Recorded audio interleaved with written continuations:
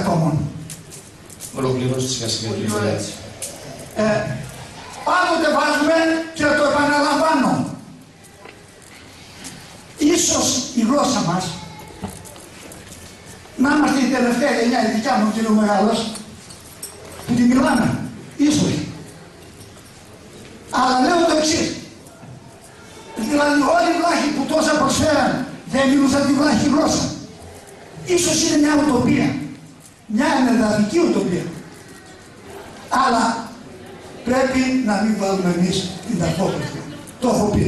Να προσπαθήσουμε όσο μπορούμε. Και σε εμάς στη Βέρεια, εδώ και 5 χρόνια, με μεγάλη συμμετοχή που αγκαλιάζει το χειμώνα από βλάχους, κάνουμε μια προσπάθεια. Ίσως μια τουφεκιά στην έρημο, ίσως μια όαση στην έρημο. Κάτι να κάνουμε. Και αντί η Πανελλήνη Ένωση να το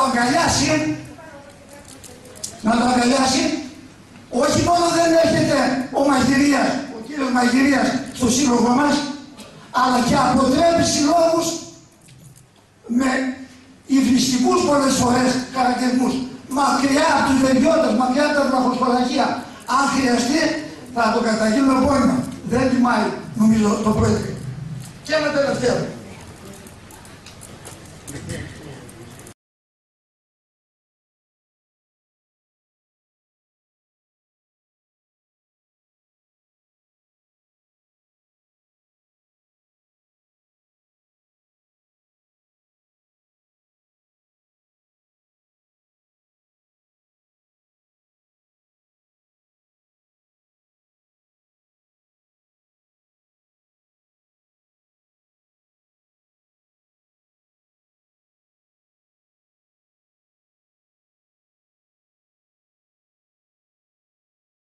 Ατόμων. Ολοκληρώστε σιγά σιγά. Πάντοτε βάζουμε και το επαναλαμβάνω.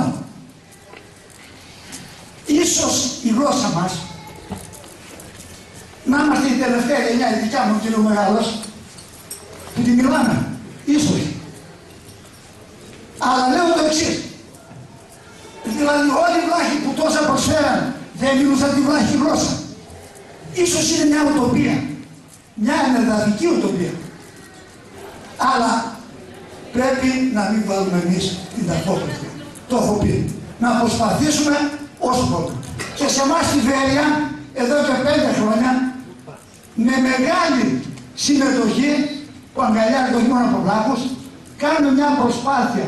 Ίσως μια τουφεκιά στην έρημο, ίσως μια όαση στην έρημο. Κάτι να κάνουμε. Και αντί η Πανελλήνη Ένωση να το αγκαλιάσει, όχι μόνο δεν έρχεται ο κύριος Μαγειρίας στο σύλλογο μας, αλλά και αποτρέπει συλλόγους με υβριστικούς πολλές φορές χαρακτηρισμούς, μακριά από τους βεριώτες, μακριά από τα βραχοσπαλαχεία. Αν χρειαστεί θα το καταγγείλουμε απόγευμα. Δεν τιμάει νομίζω το Πρόεδρο. Και ένα τελευταίο.